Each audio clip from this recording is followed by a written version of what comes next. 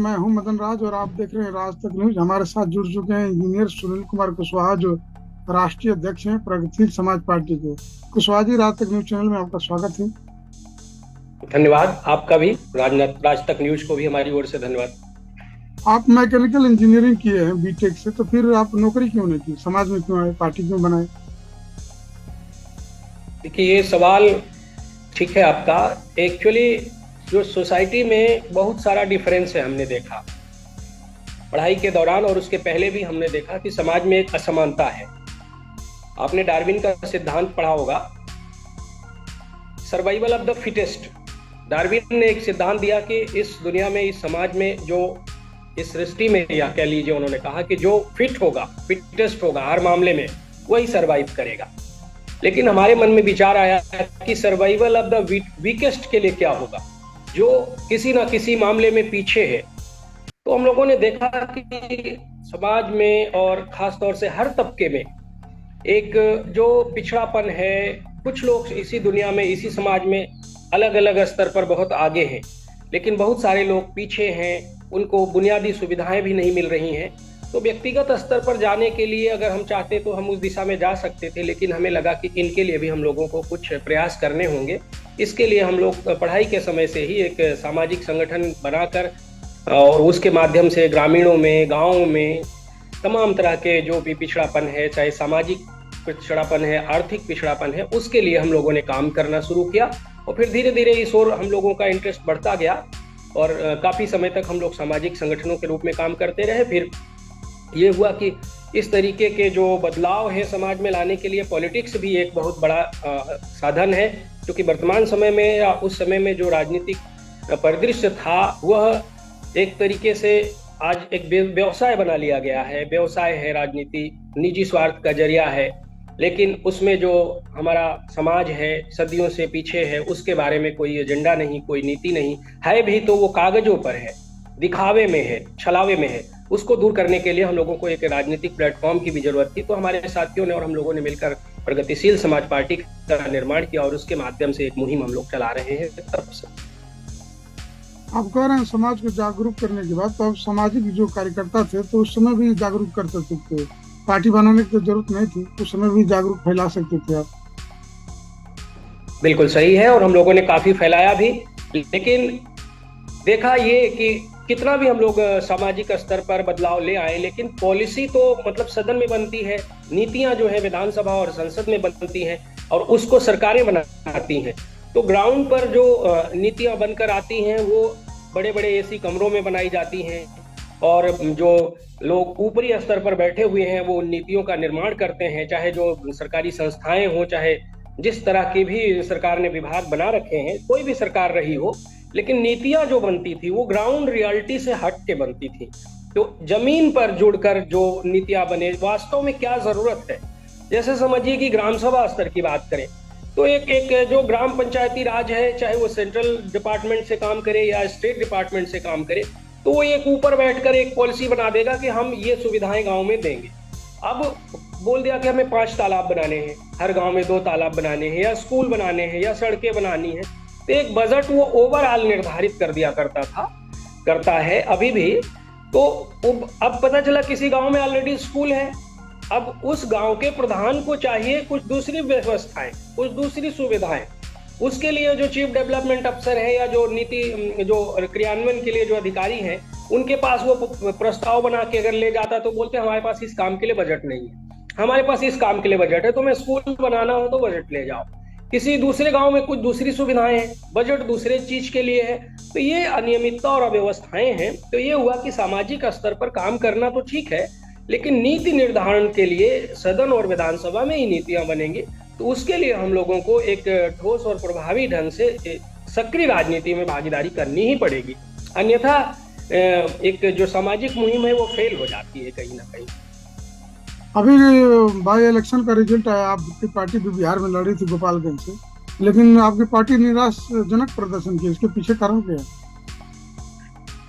देखिए, क्योंकि by election होता है तो उसमें कई फैक्टर होते हैं, और बिहार, हमारी पार्टी प्रगतिशील समाज पार्टी बिहार के कई जिलों में काफी सक्रिय ढंग से है, और खासतौर से ये चुनाव जो गोपालगंज में हो रहा था, तो इसमें काफी प्रयास किया गया कि हमारे प्रत्याशी को उसके साथ कई चुनाव की प्रक्रिया के दौरान काफी परेशान भी उनको किया गया और उनको प्रचार करने में भी बाधा पहुंचाई गई।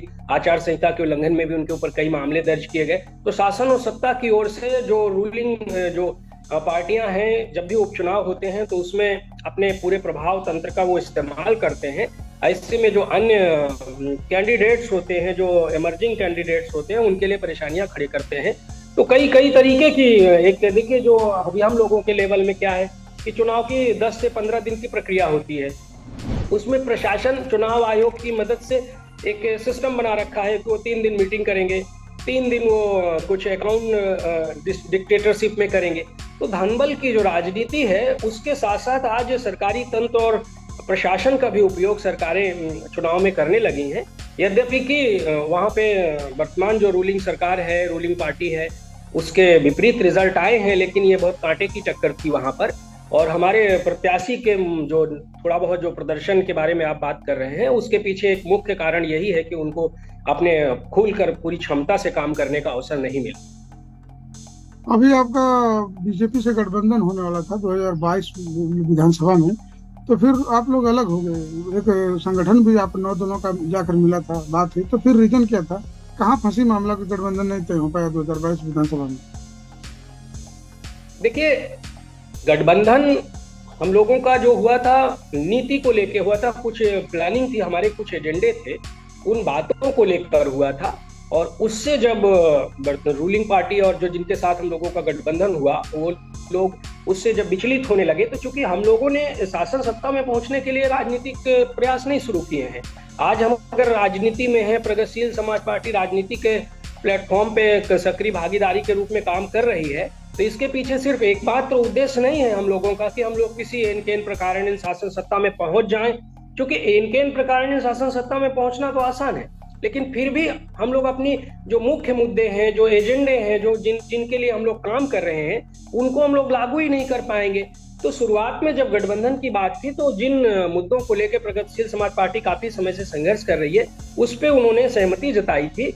और लास्ट में जब इलेक्शंस घोषित हुए और बातें उन मुद्दों को क्रियान्वित करने की भी बात आई कि सरकार बनने पर हम लोग ये करेंगे, और तमाम कुछ और मुद्दों पर असहमति जाहिर हुई, तो इस वजह से हम लोगों ने गठबंधन की ओर जाना ठीक नहीं समझा चुनाव में। और हमारी पार्टी ने अलग अलग क्षेत्रों में कई विधानसभाओं से चुनाव भी लड़ा, अलग से लड़ा, और उस गठबंधन में हम लोग नहीं गए। अभी आप बोल रहे हैं कि विचार नहीं बनी, तो आपको कभी कभी ये नहीं लगता है कि मैं राजनीति में आके गलत कर दिया? क्यों ना मैं नौकरी कर लेते, अच्छा खासा पढ़े लिखे थे आप।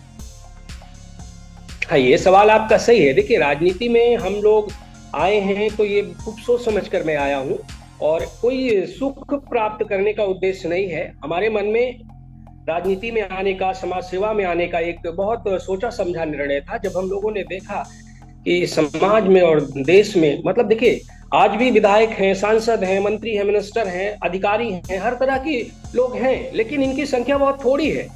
लेकिन जो एक बड़ा हिस्सा तबका समाज का है, उसको बहुत बुनियादी सुविधाएं भी नहीं मिल पा रही हैं। रोटी, कपड़ा, मकान तो छोड़िए, शिक्षा, स्वास्थ्य, रोजगार, ये मुख्य चीजें, हम 5-7 बातों को हम लोग समझते हैं। एक बेसिक चीजें तो सबको मिलनी चाहिए। रोटी, कपड़ा और मकान बुनियादी सुविधाएं हम मान लेते हैं। उससे थोड़ा सा ऊपर अगर हम चले तो शिक्षा, स्वास्थ्य और रोजगार की बात कर सकते हैं। तो ये 5-7 बातें जो है, ये हर व्यक्ति का अधिकार है, और इसको उपलब्ध कराना किसी भी सरकार की जिम्मेदारी होती है। और मैं व्यक्तिगत तौर पर नौकरी में जाता, जैसा कि हमारे तमाम साथ पढ़ने वाले दोस्त या हमारे संस्थान से निकले हुए लोग आज आपके उत्तर प्रदेश में या तमाम जिलों में जिला अधिकारी तक हैं, तमाम बड़े बड़े पदों पर आसीन हैं, या वो मल्टीनेशनल कंपनीज में जाके काम कर रहे हैं। हम लोग भी इस रास्ते को पकड़ सकते थे, लेकिन इससे हमारा व्यक्तिगत भला होता, निजी मेरा अपना लाभ हो सकता था।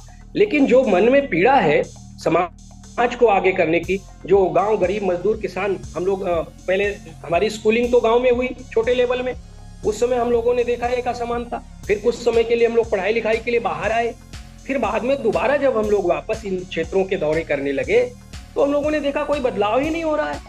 सांसद बदल रहे हैं, विधायक बदल रहे हैं, राजनीति लगातार बदल रही है, सरकारें बदल रही हैं, लेकिन गांव के हालात, गरीबों के हालात नहीं बदल रहे हैं। खासतौर से ये तबका थोड़ा बहुत होता तो चलता, 80-80, 90-90% ऐसी आबादी है, जनता है, लोग हैं, जिनको बुनियादी सुविधाएं तक नहीं मुहैया हो रही हैं। तो अगर हम व्यक्तिगत स्वार्थ की देखें तो हमने काफी हम सोच सकते हैं, लेकिन उस दिशा में हमारा कोई एजेंडा नहीं है। राजनीति में कुछ सुख प्राप्त करने के लिए या अपने उत्थान के लिए मैं राजनीति या प्रगतिशील समाज पार्टी के माध्यम से हम लोग संघर्ष नहीं कर रहे हैं। हम लोगों का एकमात्र उद्देश्य है कि ये आजादी, इस देश की आजादी आसानी से नहीं मिली थी।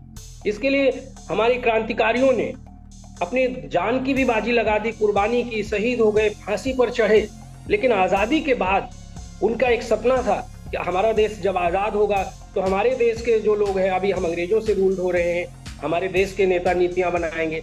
लेकिन नेताओं ने एक दोहरापन रखा और उन्होंने मतलब दिखावे में तो उन्होंने खूब विकास की बातें की, आगे बढ़ने की बातें की, शिक्षा, स्वास्थ्य, रोजगार की बातें की, रोटी कपड़ा मकान की बातें की, लेकिन वो एक्चुअल में वो नहीं लागू करे किसी ना किसी कारण से। उसके पीछे उनके अपने निजी स्वार्थ भी थे कि अगर वो एजुकेट कर देंगे ढेर सारी जनता को तो वो जागरूक हो जाएगी, उनकी नीतियों पर सवाल उठाएगी। तो इन तमाम बातों को लेके हमारे देश आजादी के आज 75 साल हो गए, हमारा देश अमृत महोत्सव मना रहा है। लेकिन क्या वास्तव में हम जाके अगर देखें तो सभी के लिए क्या आजादी का कोई बहुत बड़ा मोल मिला क्या उन्हें? उन्होंने तो एक सपना पाला था और वो सपना टूट गया। तो इस लिहाज से हम लोग इस देश की तरक्की, इस देश की आजादी का जो कीमत है, उसके लिए हम लोगों को एक कुछ करना चाहिए। इस विचार को लेके हम लोगों ने आज इस क्षेत्र में कदम रखा है। आप भी कुशवाहा हैं, बाबू सिंह भी कुशवाहा हैं, तो कुशवाहा में भी बहुत पार्टियां हैं, तो इससे समाज का नुकसान नहीं होगा? देखिए, एक बात मैं आपको बता दूं कि कुशवाहा मैं भी हूं, वो भी हूं, तो ये बाय डिफॉल्ट कुशवाहा मैं प्रगतिशील समाज पार्टी का अध्यक्ष हूं। खासतौर से जब प्रगतिशील समाज पार्टी की बात होती है, ये आपकी बात और आपका ये प्रश्न सही है, सोचना सही है कि आज हमारे देश की राजनीति जाति और धर्म में बंट गई है कि जातिगत राजनीति, हमारी यह जाति है, हम इस जाति का उत्थान करेंगे, हम इस धर्म के से हैं तो हम ये सोचेंगे।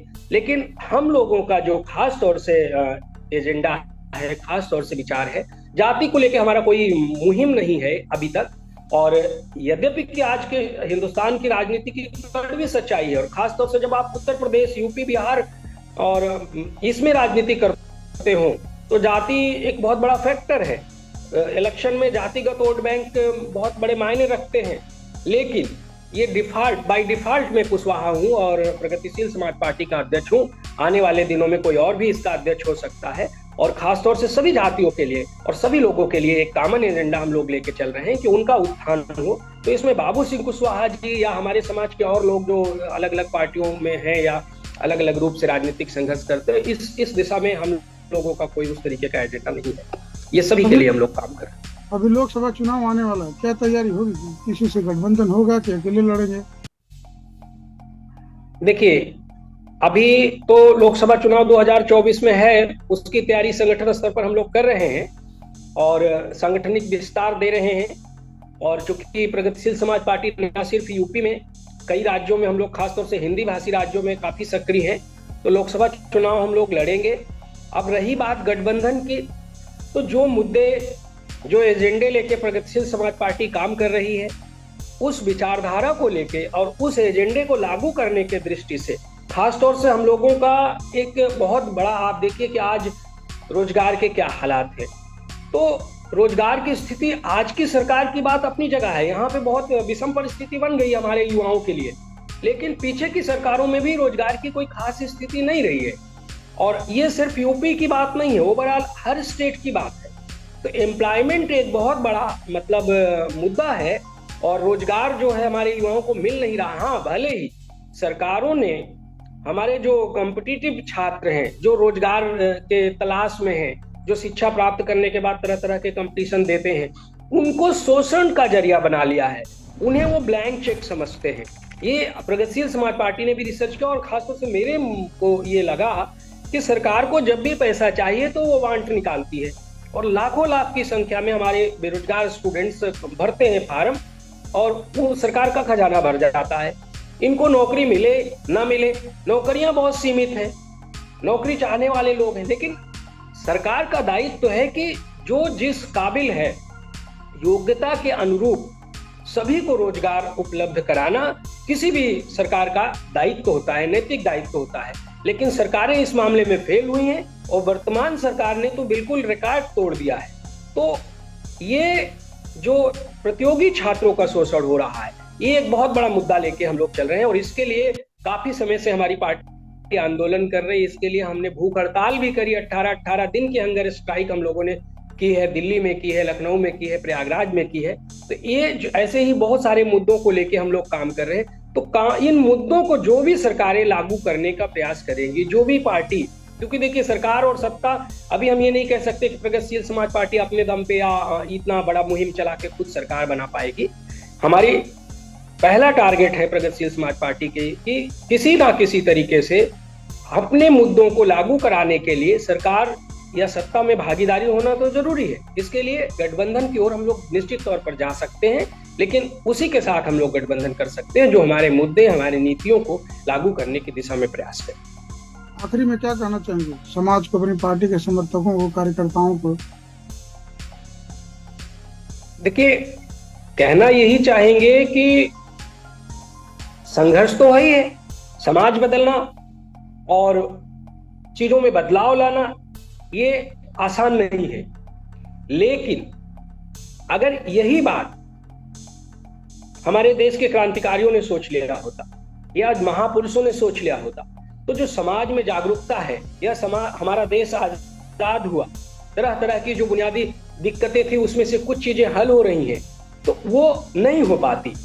इसलिए किसी भी क्षेत्र में अगर हम काम कर रहे हैं, आप काम कर रहे हैं, चाहे आप प्रगतिशील समाज पार्टी में काम कर रहे हैं, चाहे आपका अपना कोई मुहिम हो, उसमें संघर्ष तो होगा। और जब हम निजी स्वार्थ के दायरे से ऊपर उठकर उसके बारे में सोचेंगे, विचार करेंगे, तो निश्चित तौर पर हमें कामयाबी मिलेगी। उसमें देर हो सकती है, बदलाव लाने के लिए कुछ त्याग तपस्या भी करनी पड़ेगी। तो देश को आगे ले जाना है, विकसित देश बनाना है, वर्ल्ड में एक ये ले आना है। देखिए, तमाम तरीके की बातें होती हैं।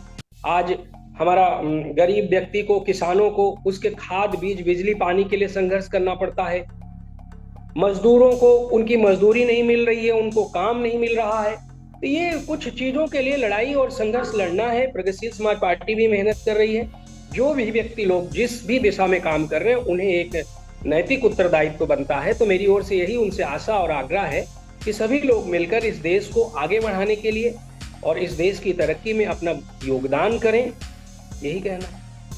ठीक है, राज तक न्यूज चैनल पर आप आए, इसके लिए आपका बहुत बहुत धन्यवाद। आपको भी बहुत बहुत धन्यवाद कि आपने हमें आमंत्रित किया और कुछ बातें हमारी आपकी हुई, इसके लिए धन्यवाद।